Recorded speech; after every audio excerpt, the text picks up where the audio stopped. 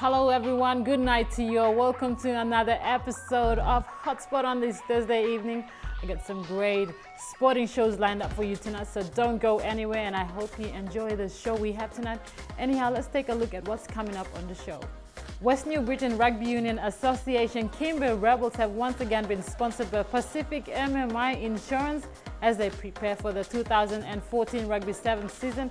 We'll take a look at that interview with Freddie Mattis, the president of Kimber Rebels Rugby Union team, and their 7th competition that will be happening on the 24th to the 25th of January. Then we take a look at the Kokoda Track Special Development Program in Rugby League, a program that's helping to bring up rugby league in the Koyari area. They have their first trip to Cairns and Townsville as we look at the boys as they gear up for their trip and their training preparation. Having our programs developed, our plans in place, and then eventually found partners from abroad who came in to work with us to facilitate programs. And the athletes profile for this week, we feature Freddie Mattis from Kimber Rebels Rugby Union team. The man from KVN tells us a bit about himself and his career as in rugby union locally and internationally, his experience in the PNG Puk-Puk's jersey, how he became so passionate about this sport.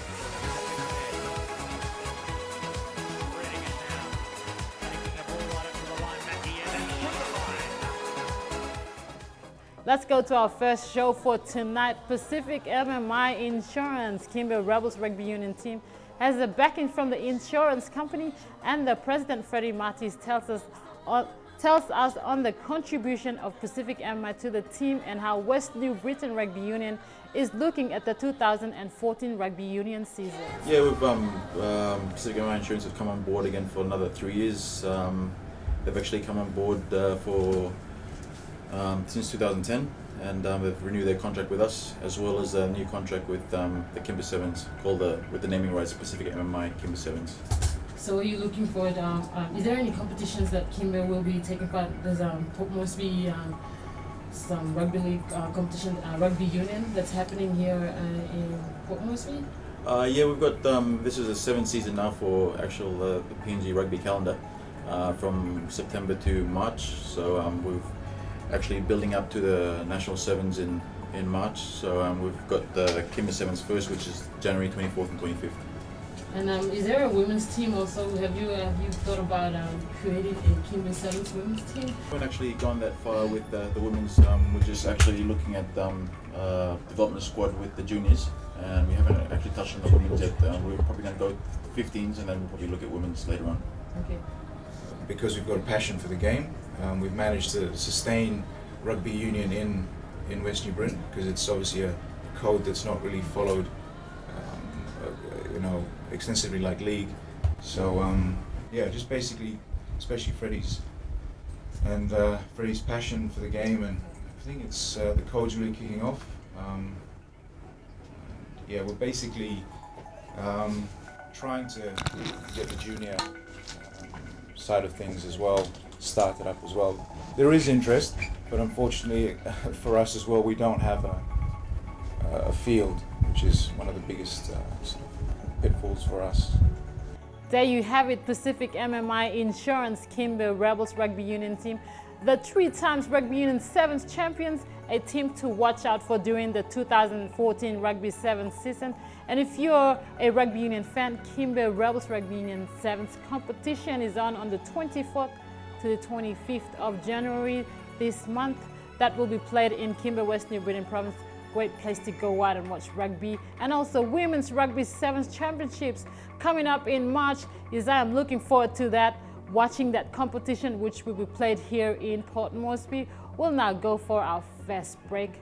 But not before we go, we have the Sun Come Up Boxing Club, which is changing lives of youths of the streets, making their dreams come true with the talent they have into the winning competition. The founder of the club, Alex Rieta, is no stranger to boxing, and the first Pacific Islander to be certified international referee and the judge of the World Professional Boxing Federation. Let's take a look at the boxing club and the interview.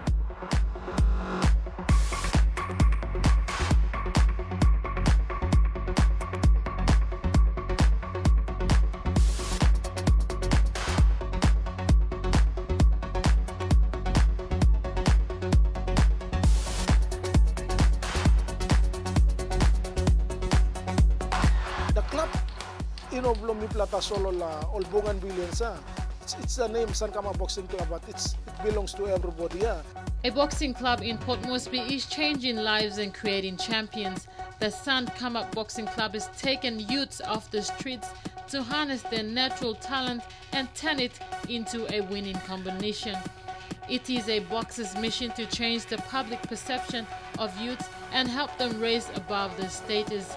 Alex Rieta, a boxer by profession, has turned his home into a temporary training facility for aspiring boxers. 8 months into training and the number of youths have increased from an initial 12 to 30. It is a sport that has huge medal potential but has been ignored. The club is setting its sights on upcoming tournaments and ultimately the Pacific Games in 2015. As you know, boxing is a sport that has brought gold or medals for Papua New Guinea, and we feel that that's an avenue on us PNG, like actually, getting medals on, and that's the interest coming up.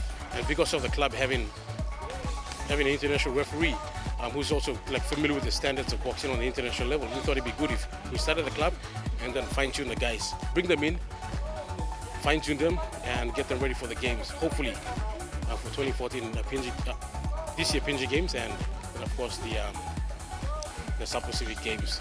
Despite the state of the facilities, this is where champions are made, and he hopes they can bring boxing back to its glory days.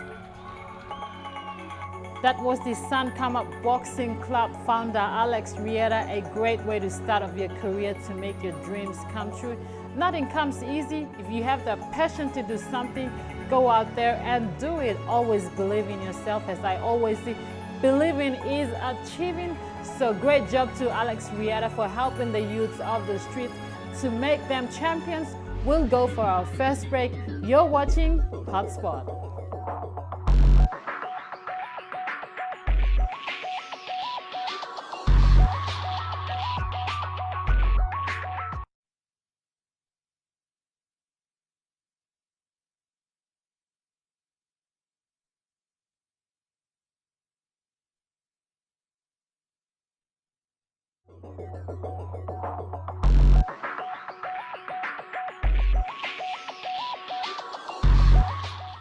Welcome back to the show.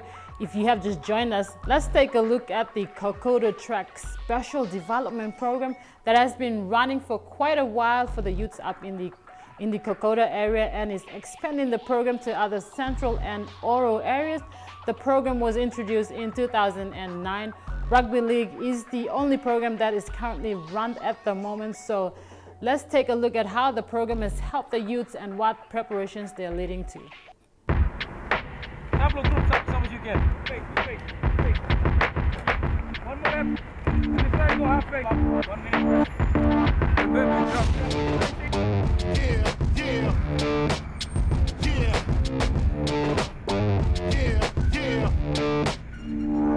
Okay, thank you very much. The Kokoda Track Sports Development Program is a special project under the Kokoda Track Authority.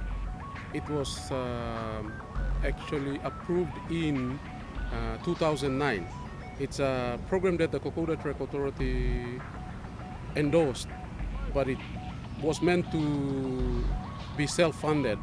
And so given that particular status, we've embarked on fundraising programs to raise funds to try and allow for marketing and promotion of sporting talents abroad, and basically with the focus within the Kokoda Track area, and then broadening that into other parts of Papua New Guinea. We actually started it off by having our programs developed, our plans in place, and then eventually found partners from abroad who came in to work with us to facilitate programs abroad. And so since 2009, we've been doing overseas programs. And so far we've done 2 programs within.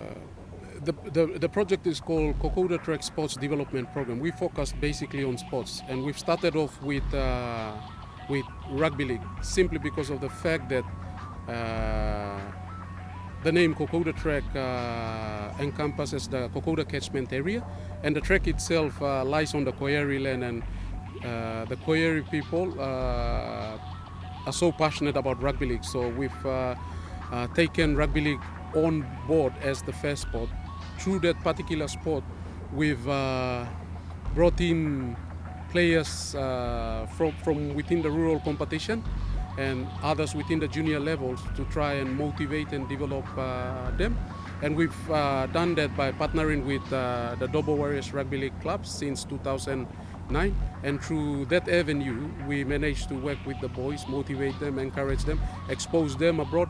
And in the last 4 years, in working through the program and with the players within the rugby league fraternity, the outputs of the programs, as I can look back and now count, people like Josiah Hababu, who currently plays for the Kumulis, come through the program since 1999. And we have Junior Bello that plays for Galfi Sapea. We have Blen Ababu that plays for the Enga Miok, Mioks last year. And another major achievement by the program is the Rugby League, our input within the Dobo Warriors Rugby League club that has enabled the club to win the 2011 or 2012 grand final in the Port Moresby Rugby League. So that's basically some of those outputs from the program since we've started. Yes, we've basically gone into the Aroma Coast, extended beyond the mountains into the Poponeta Rugby League.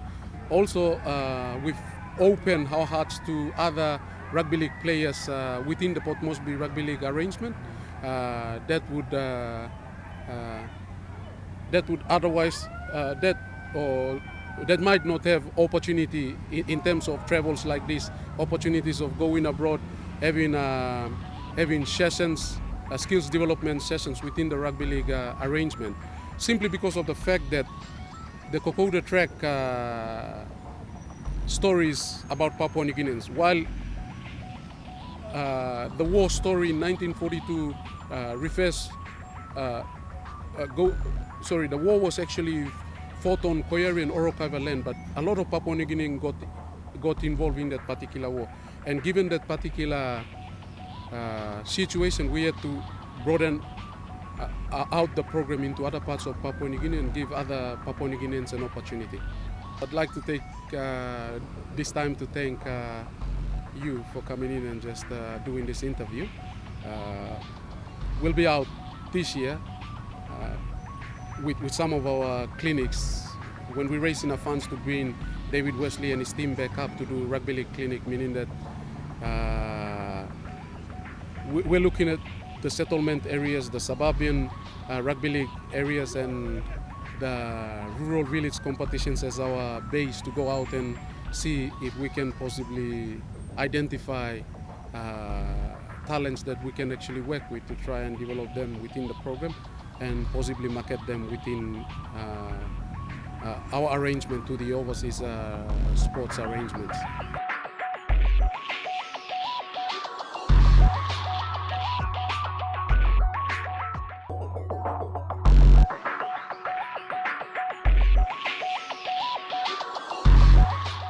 Welcome back. Now we take a look at our athlete's profile for tonight for our hotspot. Pacific MMI Insurance, Kimber Rebels Rugby Union, one of its passionate athlete and president we spoke to regarding experience and how he got into the sports and how he tells us about himself and the love of the game rugby union. Let's take a look at his profile and what he tells us about himself. Through the legs, through the legs. Just halts the play though, the Bruins got the play though, the Bruins got it. It's a beaut ball out wide, it's a beaut ball out wide, it's closing. Pace lock on the outside, pace lock on the outside.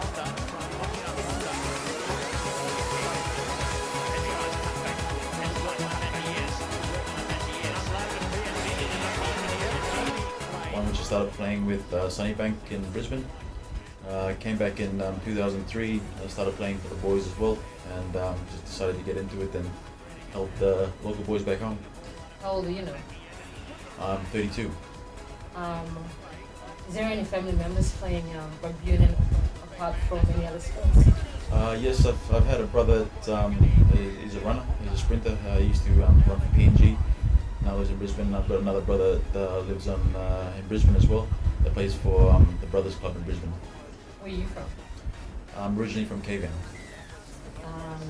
Is there any advice that someone, any icon that has given you advice on, taking up sports?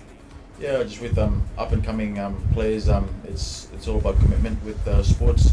In whatever you want to do, it's about giving you 100% to what you're actually doing. In terms of the rugby union code, I mean it's a good code. For people who are playing it and people who are running it, it takes a lot of effort to run it. It takes a lot of commitment. But just like everything else in life, you commit to something and you'll achieve it. So. As an athlete, now you're the president with the Kimber Rebels, rugby union team. Is there any advice that you want to give out to those up-and-coming rugby union trying to make the PNG team or in any other sport? Is there any advice that you want to give out to those athletes? Yeah, obviously with the NGI and the outer centres, there's a lot of talent out there. It's not only in Moresby and Lae, which are the big centres. It's just about commitment, putting your mind to things, and there's a lot of talent which goes unnoticed in the NGI and the small centres. Just with athletes, they just need to push up and actually play for bigger teams. The Kimber Rebels are a pathway. A lot of players come through the Kimber Rebels to actually make their dreams come through in terms of representing the country, and we're open to that. And who made you to become the rugby union player? Who gave you advice to take up sports? Yeah, with the rugby union, just a code that came across when I was in Brisbane. Never heard of the game, never played it. Just thought I'd take a risk and started playing for Sunnybank, and actually enjoyed what I was doing. And I came back to West New Britain and thought I'd just pursue the code and help the boys get through. How many times have you represented PNG? I represented probably 3 times. Went to Wellington Sevens and the South Pacific Games for the books. But I've got boys back home that are very talented, that have represented the country for the last 5 years, and have done wonders for the country, and we hope to produce more Kimber Rebels. What is the experience like representing your country when you're out in other parts of the world? Yeah, it's just an honour when you're out in the field, putting on that jersey. It means a lot to actually wear the jersey, and I've fortunately had that experience and had that honour to wear the jersey, and always cherished it. Apart from rugby union, what sports would you be playing if you weren't playing rugby union? If I wasn't playing rugby union, I'd probably be playing soccer.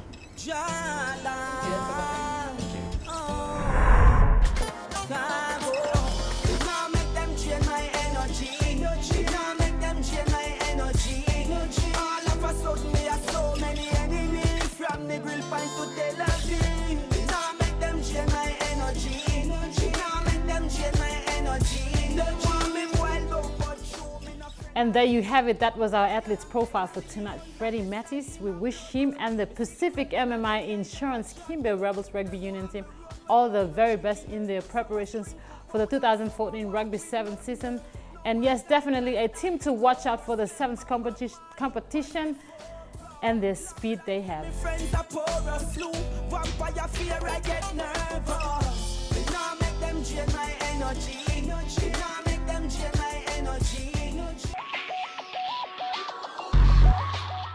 We've come to the end of our show, and it's time to wrap up Hotspot for another week.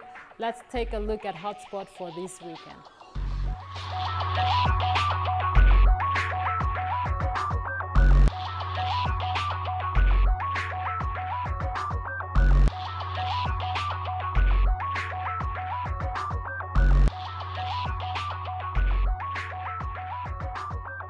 That's it on Hotspot for this week. You can check us on Facebook, like our page, and tune into Sports Scene for more of the sporting actions that have been happening on the weekend and the scores. You might be, seeing your own sport that you haven't watched, but please do watch Sports Scene on Monday. I'll leave you with a bit of extreme sport. Until next Thursday evening, I'll see you right here on Hotspot.